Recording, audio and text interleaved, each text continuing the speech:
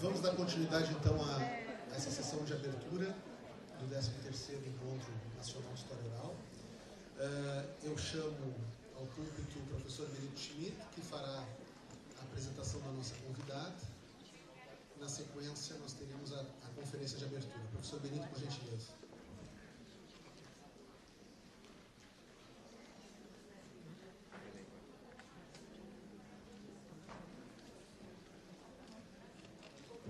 Bom, boa noite novamente. Eu vou ter a honra e o prazer de apresentar a doutora Kristina Llewellyn, que é professora associada no Departamento de Estudos de Desenvolvimento Social, na especialização em Educação, na Radisson University College da Universidade de Waterloo. Ela é autora de um livro sobre o qual ela nos falou na sexta-feira, Democracy's Angels, The Work of Women Teachers, de 2012, e coeditora do The Canadian Oral History Reader, né, do Reader da História Oral canadense. A doutora Llewellyn, as áreas de pesquisa e ensino incluem a história da educação, igualdade de gênero, educação para a cidadania e a história oral, né? Os seus projetos recentes incluem uma edição de uma coleção chamada História Oral e Educação, Teorias, Dilemas e Práticas, e também um outro projeto chamado Cidadãos do Mundo, Juventude, Cidadania Global e o Modelo das Nações Unidas, com histórias orais dos participantes desse modelo das Nações Unidas. A doutora Llewellyn é presidente da Associação Canadense de História da Educação e diretora do projeto de História Oral na Educação. Ela recentemente ganhou um prêmio da Universidade de Colômbia, o Marion Dewar Prize, entre as 100 pessoas mais importantes da educação naquele país. Então nós temos muito prazer de receber a doutora Kristina no nosso congresso para fazer a abertura.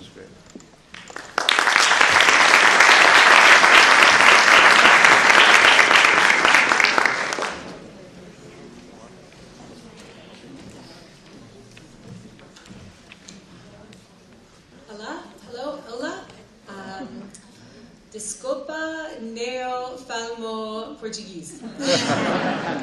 That's all the Portuguese I know. I have been saying sorry a lot since I arrived, to say sorry I don't speak Portuguese. But they have been kind enough to translate the talk, so I hope that it does translate well.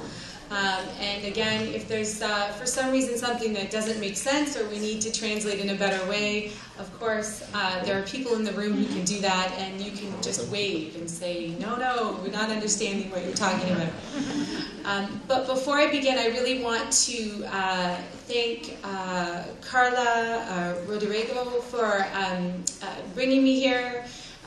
There was a very kind invitation to bring a Canadian to such an expert group of oral historians, and I've had a chance to really get to speak to a number of people and share ideas so far.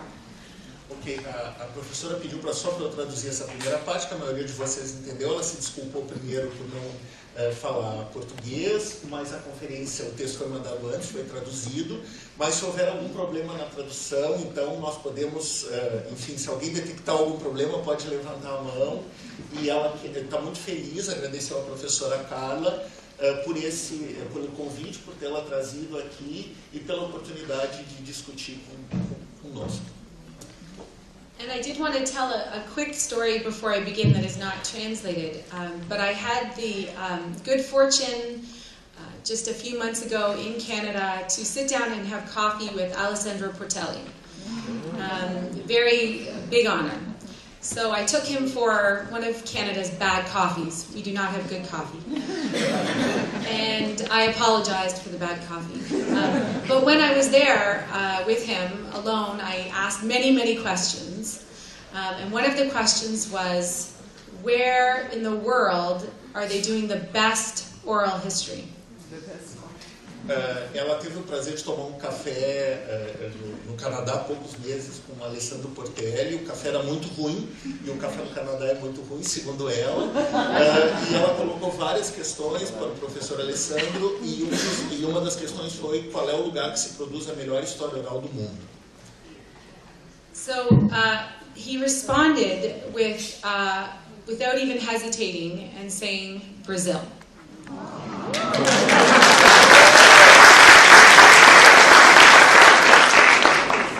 I had already received Carla's very kind invitation, so I said with great surprise, I didn't know where he was going to say in the world, I said, why? Why Brazil? And he said there's two reasons. One, they're humble, and they don't know just how good they are. And I think he was referring to North Americans by saying that sometimes North Americans are not as humble. Ela perguntou qual era a razão da melhor história oral ser a nossa, e uma das razões que ele disse, sem hesitar, foi a humildade, que eles não sabem que eles fazem a melhor história oral. E ela acha que ele falou isso comparando com os norte-americanos. And the second reason, he said, is because they are so well read. They read in multiple languages, they travel, they know what everyone else in the world is doing in oral history. So they can draw on what is happening around the world, and really now it's the center of what's happening in oral history internationally. E a segunda razão é que nós somos cosmopolitas. Gente, estou todo emocionado.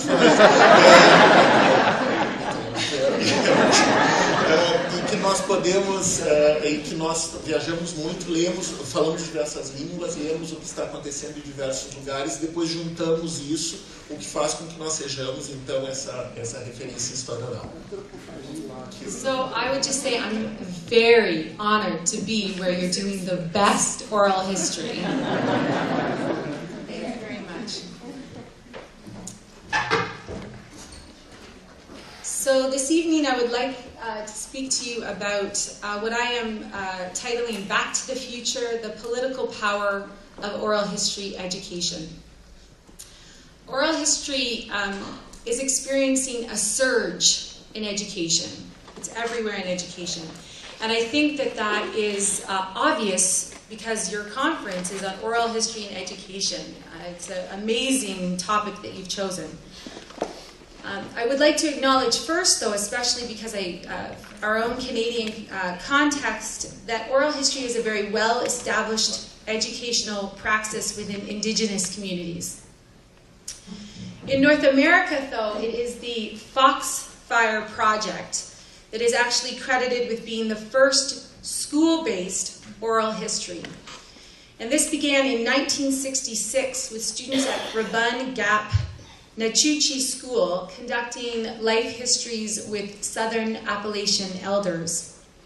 And then they published those oral histories in the Foxfire magazine, which really continues today. Since this first school-based project, oral tradition, testimony, and life histories have become an integral part of educational programming from elementary schools to museum education across North America. And I'll give you an example from my own home province in Ontario, Canada. Just this past year, in 2015, our brand new curriculum that we have that's come out for history education has, for the first time ever, talked about the requirement for teachers to use oral histories as a primary source within the schools. So that's a very big deal for us. Now this is a trend, though, that is also emerging, of course, in European and Asian countries, in Australia, New Zealand, and of course in South America. Particularly exciting, I just found out a couple of weeks ago actually, is the first ever Oral History Congress for high school students that is being coordinated by Laura Benediba in Buenos Aires this coming October. I think that's very, very exciting. This recent enthusiasm for oral history in education is why a colleague of mine, Nicholas Inafuk, and myself have started the Oral History Education Project. This is a startup association that plans to bring together international educators to develop oral history education as a distinct field of study. So trying to bring oral historians who often work within history departments, and then bring together history educators who are often those who study history education, how to teach and learn about the past, who are often in education faculties. So bring these two groups together. Later this year, we'll publish our first book on the subject with contributors from Colombia, Australia, Belgium, the United States, and Canada. That's going to be called Oral History and Education, Theories, Dilemmas, and Practices. So it will be out just in a few months.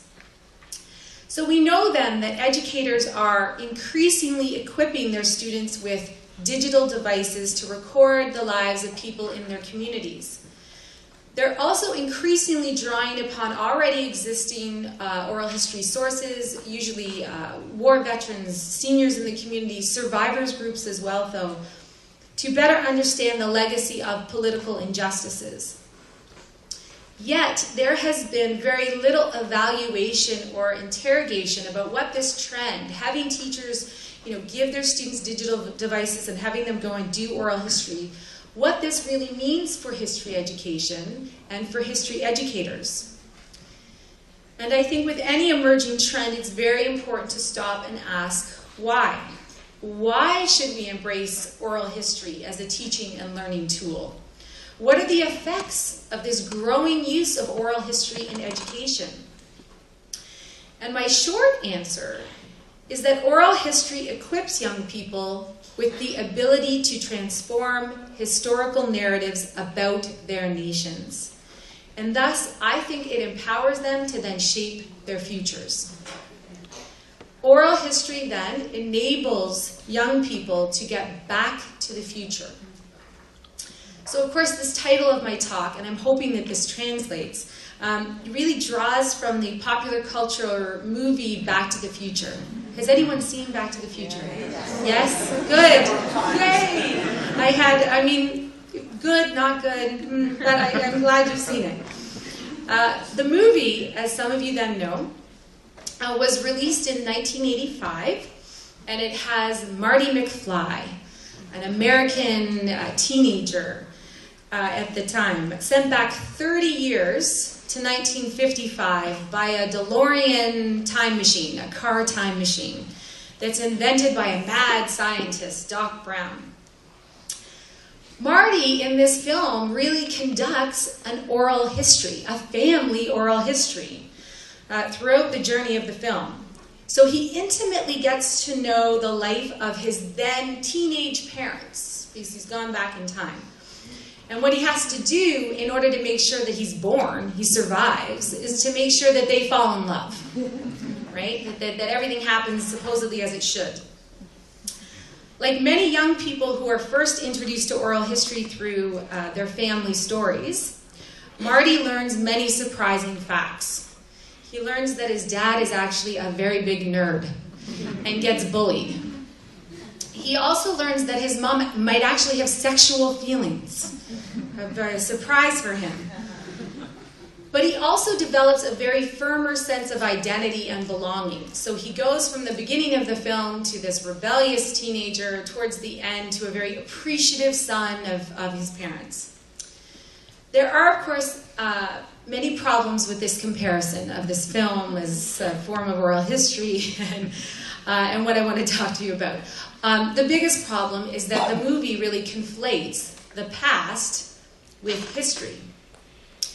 They are both portrayed as static and dangerous if they're actually altered. They're predetermined, so you shouldn't do anything to mess with them. Now, the past, as we all know, is finished, unless you're in the movies. History, by contrast, requires that we delve into interpretations of the past to understand present and future meanings. But please suspend the critical lens you have of my comparison to Back to the Future And I think that the central plot line holds a valuable illustration for what I'm wanting to argue. For Marty McFly, to create the future he desires, he must reconstruct the past through life histories. Oral history, as we see through Marty's personal journey, quote, brings the past into the present consciousness and allows it to be mobilized for decisions about the future.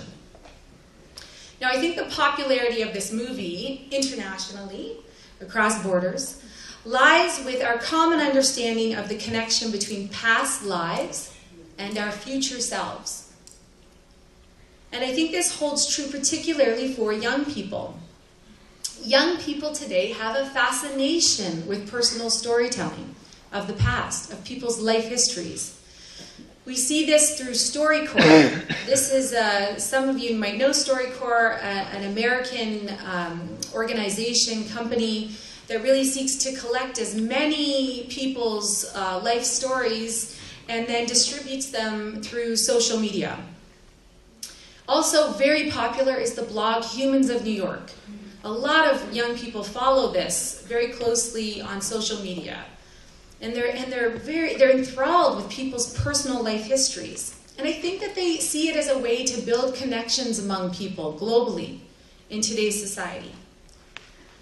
Now, given the social media frenzy with stories, Alexander Freund, a colleague of mine in Canada, questions the extent to which this confessional culture that young people seem to be fascinated with can move us beyond edutainment, so education for entertainment, and whether it can really then open up the politicization of narratives and historical narratives.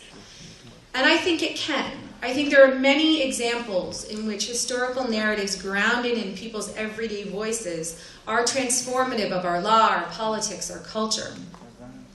And I can give many examples, but I'll give examples from Canada. Some of you might know that we have just concluded our own Truth and Reconciliation Commission, and this was on Indian residential schools. So Canada, in its history, has had a history of course, of colonization, but of forcefully putting Indigenous children into church and government-run schools. And in those schools, they were stripped of their Indigenous identities. They were physically, emotionally, and sexually abused. There were even nutritional experiments on young people. So we have just had years of a truth commission in which we've heard the truth of the survivors. And this has been quite transformative of our whole national conversation around Indigenous rights in Canada. And young people have been very attentive to that. And I think that these testimonies have been very effective because, as Alessandro Portelli points out, quote, one of the things that makes oral history different is that while more conventional history is primarily interested in what happened, why was the massacre carried out, in what way, whose responsibility is it? Oral history also asks another question. What does it mean? It's this very question, what does it mean, that lies at the heart of, I think, why we need oral history education for young people. We need to turn youth interest in a confessional culture to questions of political meaning. We want students as citizens to assess what it means for the future when, for example, South Korea downplays anti-government protest stories in their history textbooks. And we also want young people to understand what it means for Canada to embrace oral tradition as a legal basis for Indigenous rights. So my longer answer to why oral history for education is that we need oral history because it is a collective methodology that engages youth with its community memories about historical harms. And in so doing, it raises their social consciousness and supports their engagement in the democratic process that can build just relationships going forward in the future across generations. Oral history education provides a path to democratization and conscientization. And I'm going to talk about that a little bit more in just a moment. But first, I think to understand oral history as a historical methodology that may support political engagement, I want to explore first the relationship among youth, collective memory, and politics. So collective memory, as we know, refers to an identity group collaboratively defining their shared past. It can address an event, an image, a language, a trend, a particular reading of history. Youth play a very important role in our collective memory. And there are many illustrations again, but I'll provide some Canadian examples that are very recent. Our former government, not our new government with our very good-looking new Prime Minister, our former Prime Minister, the Conservative one, Stephen Harper, spent $30 million to commemorate the 200th anniversary of the War of 1812. So a lot of this money was spent on dressing children up as soldiers and having them reenact the War of 1812. By all accounts, for historians both in the US and in Canada, nobody knows who won this war. But we like to claim we won it. Why did on that same year, did our government not spend any money to celebrate the 30th anniversary of the Charter of Rights and Freedoms that we have, the very charter that protects our freedom of expression, our freedom of religion? Nothing was done to celebrate this by our government. Millions of dollars more were spent this past year to celebrate the 200th birthday of our first recognized Prime Minister, Sir John A. Macdonald. Now, for this celebration and the millions of dollars, Stephen Harper created bobblehead dolls. Is that translated? Bobblehead dolls of the first Prime Minister so that children could use them as play toys and watch the bobblehead of the first Prime Minister go back and forth. Now, our Prime Minister at that time, Stephen Harper, thought that Macdonald was, quote, a shining example of modesty, hope, and success. But one of our most premier Canadian historians, Tim Stanley, has written that Macdonald actually wanted an Aryan nation for Canada and had talked about it in those terms, and specifically enacted laws around reserves and Indian residential schools and a head tax on Chinese Canadians, and wanted a white Canada.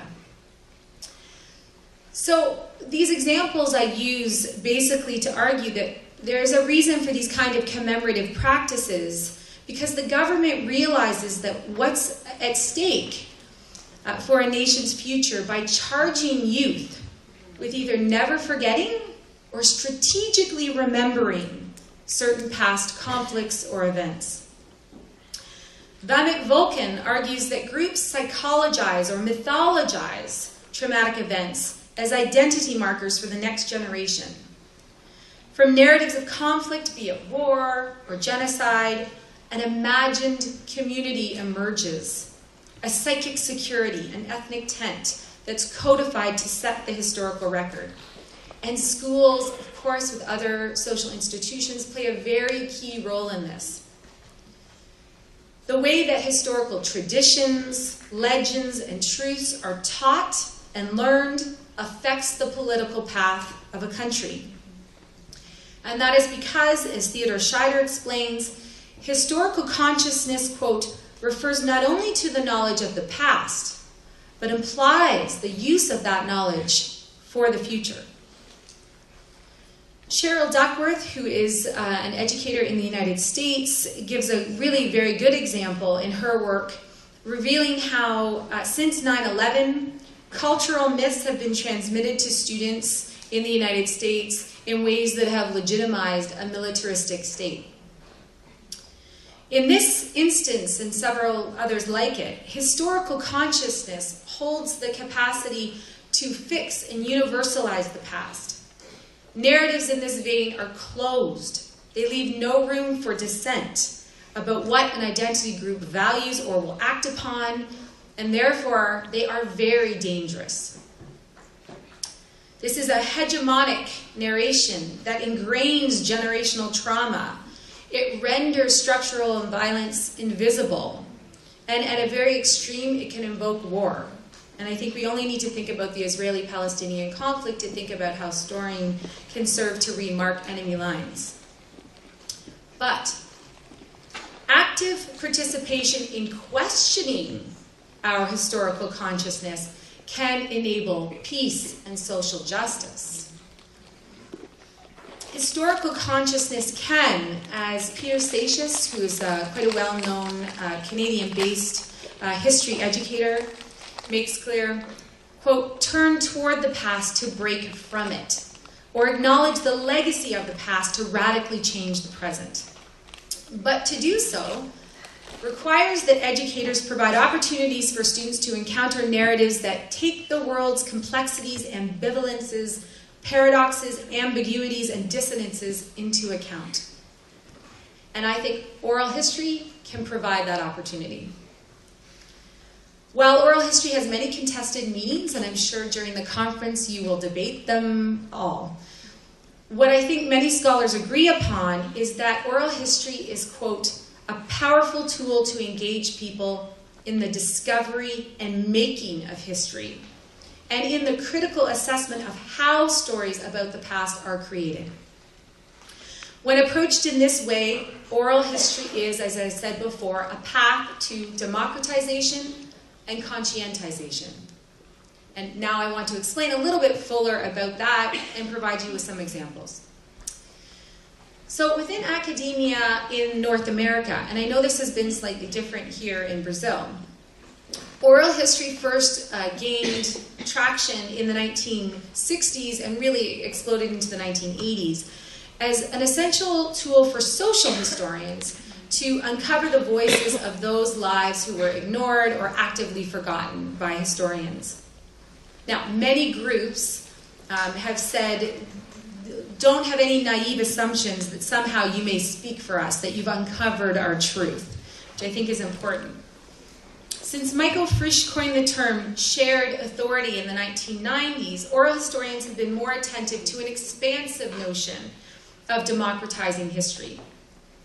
And researchers in Canada like Stephen High have actually changed the term from shared authority to talking about sharing authority, to rephrase it so that it reflects an active making of collaborative relationships and collective decision-making with community for exploring life stories.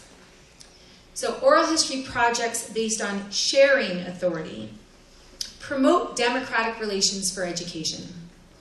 Students are presented with more inclusive, contested historical narratives, and students are able to co-construct meaning with their community, with community groups. It is a participatory and dialogical aspect of oral history education, an engagement with the lived experiences of others that can enable youth to appreciate the legacy of political choices. If oral history encourages active and equal participation for all in the learning community, is experiential and inquiry-based, committed to cognitive dissonance, provocative yet respectful in exchange, then narratives can agitate the silence of the oppressive status quo. Now, many oral history education projects, I think, can illustrate this point, but I think it's particularly clear from projects that address local migration and displacement histories. And one of those projects is the Fox Point Oral History Project. It was launched in 2008 at Brown University in the United States, and it started to document memories of the neighborhood of Providence, Rhode Island.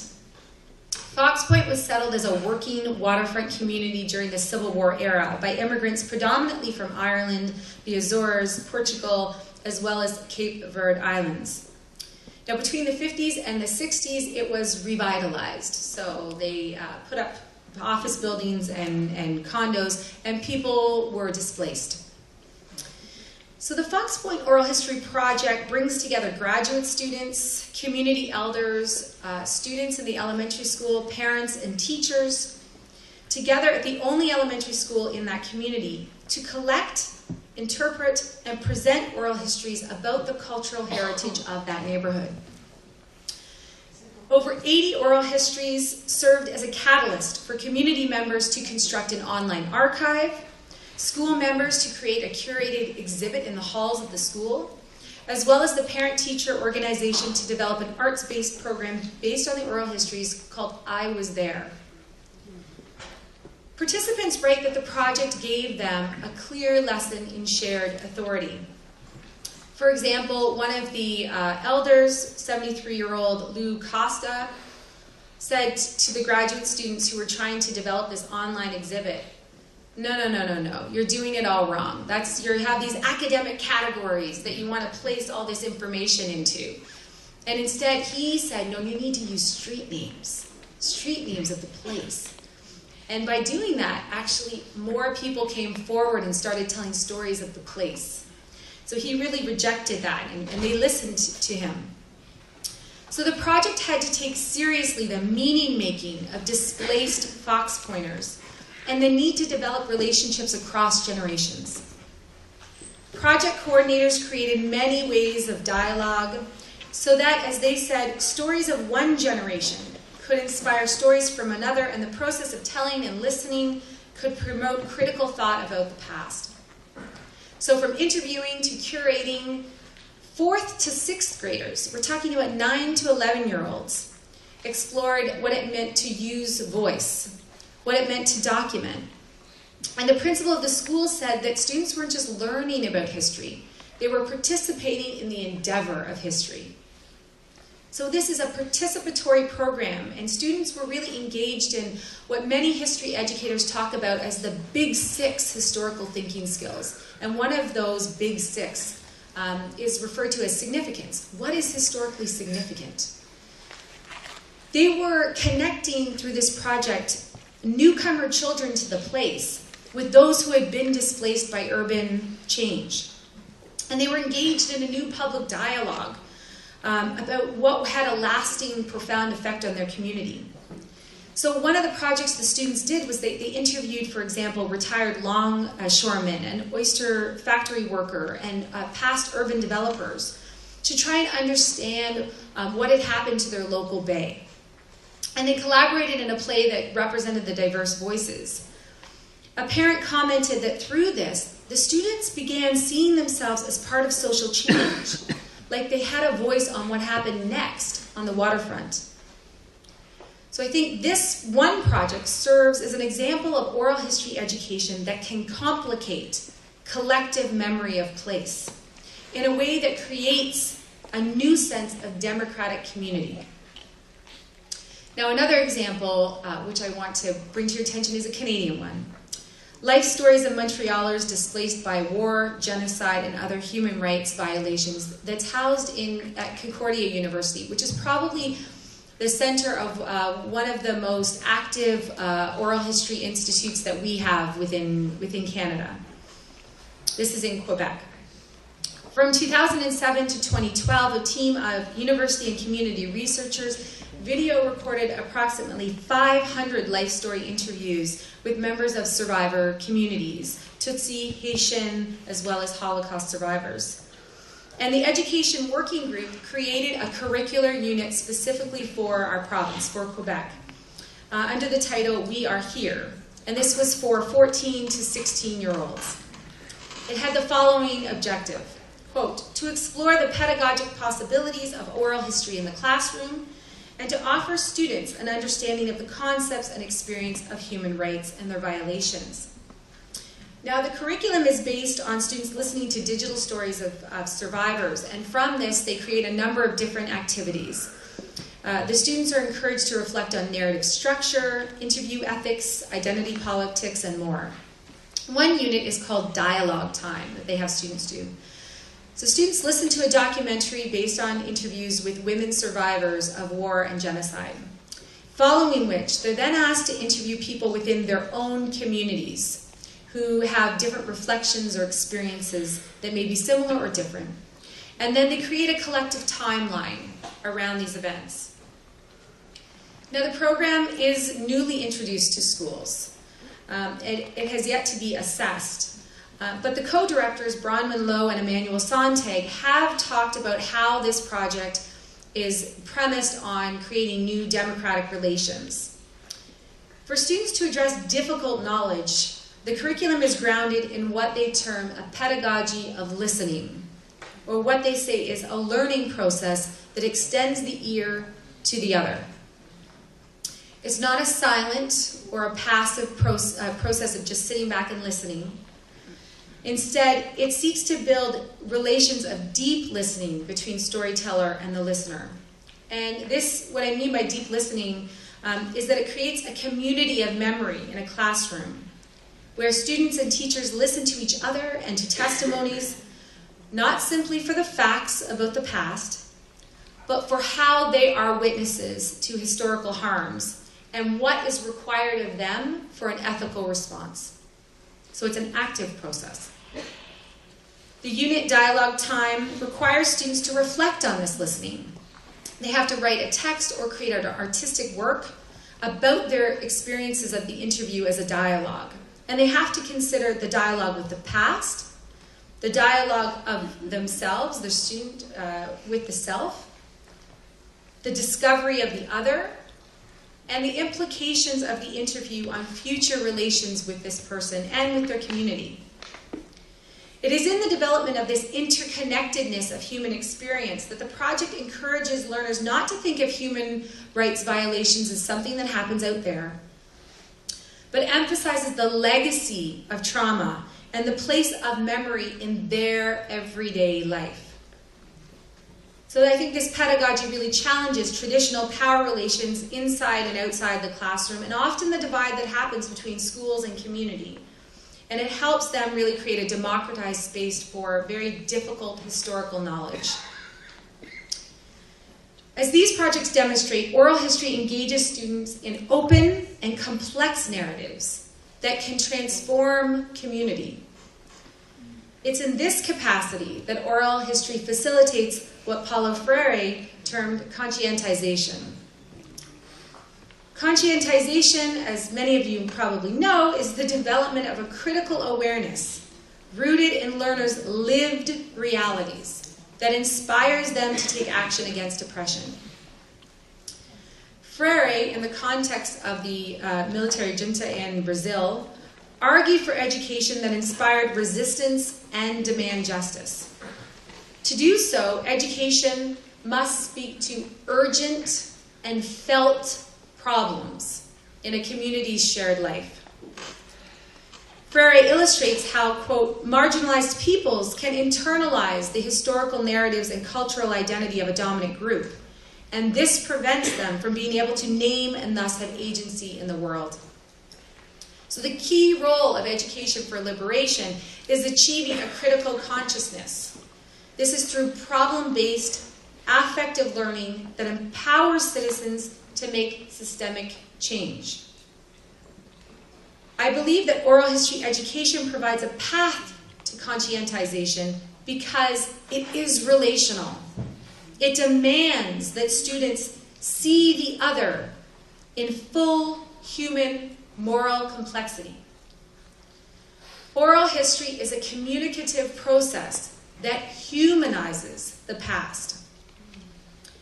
Such an approach to historical memory, quote, creates openings for different affective relations, what Michelinos Zambales calls critical emotional praxis in education. Framed differently, oral history calls attention to the ethical dimensions of historical thinking. This is another one of the big 6 concepts that history educators talk about now as framing how we should go forward and teach history education. So the ethical dimension of it. As the Historical Thinking Project states from Canada, what responsibilities do historical crimes and sacrifices impose upon us today? And it is this humanistic and ethical dimension of oral history education that I believe empowers students with their community to envision how they are going to go forward in a coexistence. And again, I want to provide just a couple of brief examples. I think that, of course, this idea is most clearly illustrated through reconciliation education in post-conflict and transitional societies. One example is Llewellyn led a project in South Africa's University of Witwatersrand School of Education in 2006. There was a report at the time about racism and sexism in higher education, and so he created an assignment for what ended up being 66 student teachers. So 19 and 20-year-olds who were going to go on and be educators. And this was something that they would look at before and after official apartheid had ended. Now, the rationale for the assignment, as he explains, was that if he did not give an opportunity for students to reflect on their thinking towards the other, then they might take these unreflective attitudes, this us-them, into the classroom, and it will affect future generations. So the project consisted of students who were going to be teachers, interviewing someone who had lived during apartheid, as well as writing the interview as an oral history that could then be shared with grade 6 students. So changing the interview into sort of almost a dramatizing, a play form. And then also writing a personal reflection.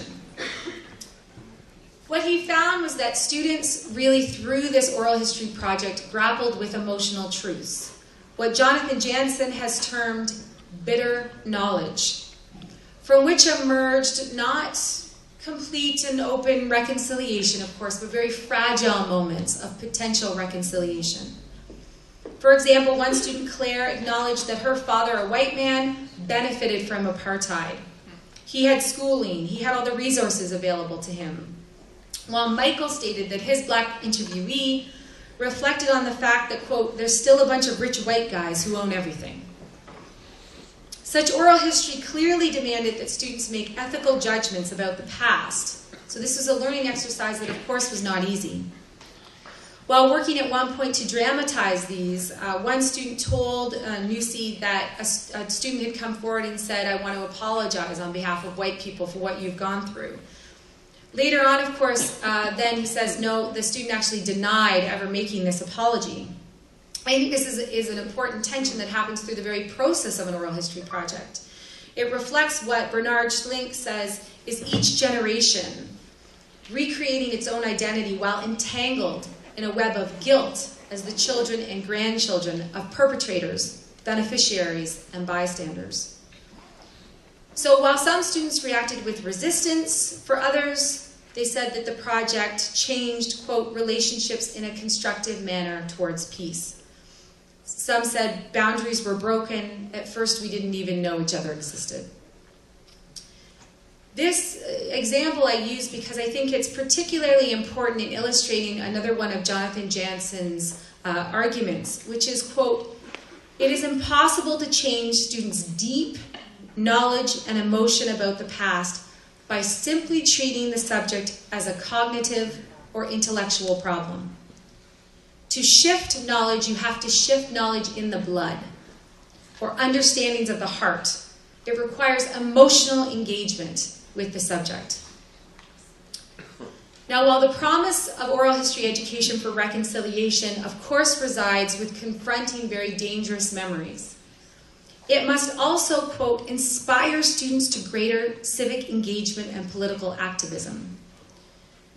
Students' historical empathy, guilt, or anger about the past must be translated into an obligation to use history for the future. And it's with this objective in mind that I began and am now the director, since we received government funding recently, for the Digital Oral History for Reconciliation, the Nova Scotia Home for Coloured Children History Education Initiative. So it's a very long title. We're now calling it DOOR. It's a history education partnership among community stakeholders, academics, and educators in Halifax, Canada. So this is on the east coast in Nova Scotia, the province of Nova Scotia. And we're going to be examining the Nova Scotia Home for Coloured Children, which was opened in 1921 as a welfare institution for black children, not unlike Indian residential schools. There were white-only religious orphanages and industrial schools at the time, and so there was no place for black children, so they created a specific home/school for African Nova Scotian children. These children, there was almost 1,000, suffered the effects of institutionalized racism for almost 70 years. There was, again, emotional, sexual, physical abuse within the home.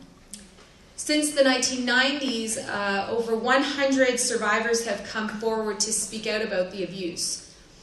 And just recently, in 2014, the provincial government came forward and issued an apology and then launched a public inquiry. The public inquiry is called the Nova Scotia Home for Coloured Children Restorative Inquiry. It takes a restorative justice approach. And it has just gotten underway, actually, this past March. So part of the mandate of this inquiry is to understand what happened in the past in order to ensure a better future for African Nova Scotian children and their communities.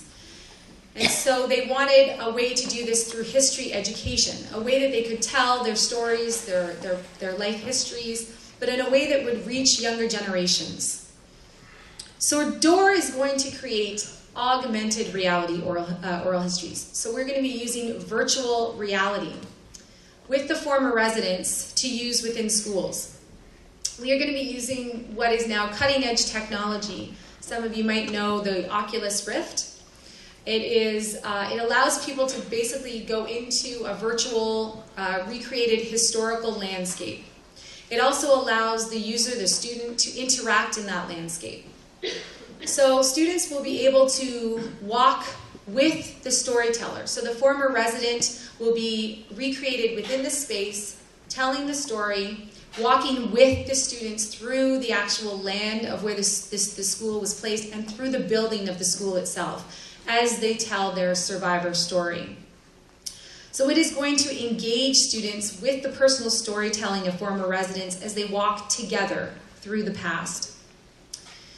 The point is that they really understand the legacy of race relations through these stories. And so they're going to be accompanied with a curriculum that's being developed for grade 11, so 16-year-olds, in a course that they have called African Canadian Studies and Canadian History courses. Now, I can't attest yet to the outcomes of this project since we are just beginning. But I can provide you with a little bit of a glimpse because it's actually my own nephew who got me interested in this project. My nephew Owen, who was 11 years old, participated in a school heritage fair. I'm not sure if you have these, but this is sort of an extracurricular activity where students can engage in a history project and then present this outside of school hours. It's a bit of a competition. Now, some students decided to do projects on Justin Bieber, which is odd for Canada. Not really Canadian history, but then I'm showing my age. But he decided to do this on the Nova Scotia Home for Coloured Children. So he interviewed one of the former residents, who was also a co-founder of a survivors group for the home. So I actually have a video clip that Owen has created to tell you himself a little bit about the project that he did. Hi, my name is Owen Brown, and for my heritage fair, I did the Home for Coloured Children. What is the Home for Coloured Children? The Home for Coloured Children was established in 1921 after the Halifax explosion. That's why lots of homeless black children who needed care went there. There was about 1,140 children that went there between 1921 and 1989, which is about 2 years before the home closed in 1991. The home is now called the Acoma Family Center. Who is Tony Smith? Tony Smith came to the home at age 5 in 1965. He was at the home for 3.5 years and suffered physical and sexual abuse. Tony Smith was the first person to come and speak about it in 1998. I interviewed him in March. I interviewed Tony Smith, and I'm going to tell you a few things that I think he said that were really key. I asked him what it felt like when he first arrived at the home. He said he was scared because he didn't know why he wasn't with his family and why his parents were dropping him there. I asked him about a rock that I heard about that they used to go on, And they said that they just felt safe on the rock. So whenever they were there, they'd feel like they'd never get a beating, and the rock would always generate some sort of heat in the wintertime. So they liked that rock. I asked him why he went public about his experiences. He said he went public because he had a best friend, and one day he saved his dessert, and one of the other kids wanted his dessert. So him and his friends got him in a corner and started throwing books and boots at him. And he had a heart condition, and he was rushed to the hospital, and he died later that night. I asked him what he felt like going back to the home after all this, and he said he felt really empowered because he thought that he did something really good in the world, and he made a difference from after all those years being told that he was a nothing and he'd never do anything, he'd never accomplish anything. So so how can we help? We can learn together about what happened by listening to former residents. We can learn about the history of African Nova Scotians. We can think about how to be nice to everyone no matter how we are different. And we can stand up and speak out when we see racism in our community. Thank you for listening.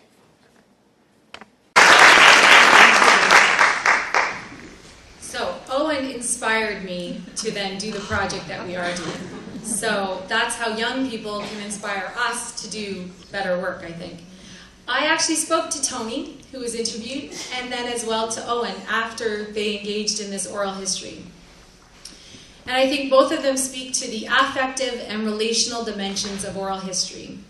So Tony said to me that he was very moved sharing his story of trauma with Owen, because he saw hope in building new forms of remembrances with the next generation. His life story will assist to deconstruct Eurocentric narratives of the past that really exclude African Nova Scotians from a sense of belonging in Canada, and to construct new historical narratives that privilege the knowledge as well as the activism. It's a strength-based story of African Nova Scotians. Owen became keenly aware through this personal storytelling of his comparative freedoms as a white, middle-class boy. He further understood the current community challenges that were going on in Halifax and Nova Scotia, which are high rates of violence and poverty and low rates of graduation among African Nova Scotian children, and that this is part of a historical legacy of discrimination and not something that is happening just in the here and now. From Tony's life story, Owen felt a shared sense of responsibility to redress this injustice and build better relationships going forward in the future. So if we accept what really researchers have found, and I do other research in citizenship education for young people, we found that youth interest in community affairs does correlate with an increase in political engagement. So if this is true, then we can certainly be hopeful that oral history will have a very positive effect on students' civic engagement to justice. Oral history education is a political power for students. When we help them see the violence is, quote, might best be understood as the disruption and far too often the outright destruction of a people's story. Now, there are, of course, many additional examples of oral history projects that I'd like to draw upon, but I don't have time. Voice of Witnesses, Palestine Speaks, Legacy of Hope Foundation in Canada, Where Are the Children, which deals with Indian residential schools, the Cyprus Oral History and Living Memory Project. There are many others. Unfortunately, more often than not, we don't know if these resources are actually being used in classrooms. Nor do we have a full assessment of their effectiveness if they are used.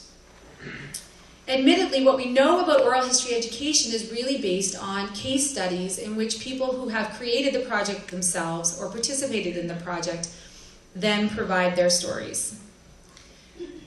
Furthermore, while it might not be difficult to provide very impressive examples of oral history education, I can tell you that few, if any, of these examples and others are known in Canadian schools at all. Additionally, I think the problem is that often an oral history project requires a great deal of time in a very crowded curriculum already for teachers. So sometimes but the most experienced teacher in history education as well as oral history can find space to conduct these projects. So perhaps then I'm ending on a bit of a cautionary note. Oral history does not magically support any kind of analysis or future for education. I think there's a lot of effort spent on collecting interviews, especially in schools. Send them out into the community, go speak with your grandparents, let's collect the interviews. But far less on making sure that we have meaningful purposes for the interviews that we do with young people. One therefore must approach oral history education with a really clear intention to actualize its potential. Given our knowledge of introducing what are controversial classroom issues, I think that no doubt oral history education that's going to be about political, historical narratives is going to be very risky work for educators. As such, I think oral history for education requires great training, particularly in ethics and in how we can share authority with communities, so that we can avoid further trauma, as well as avoiding what is a tendency to disregard oral histories as just personal anecdotes, that they are meaningless and don't have a political impact. Now, despite due caution, I want to end on a much more optimistic note. The work before us is well worth it, I think, if we want to re-story the future. As Paul Thompson maintains, oral history can be used to change the focus of history itself and open up new areas of inquiry. It can break down barriers between teachers and students, between generations, between educational institutions and the world outside. The political power of oral history education is tangible. Learning outcomes for democratization, both participatory and dialogical, and conscientization through stressing the ethical and the humanistic dimensions of inquiry into the past. Young people will re-story the future through oral history education because, quote, we live our lives as narratives. We do not just tell stories, we are stories. Thank you very much.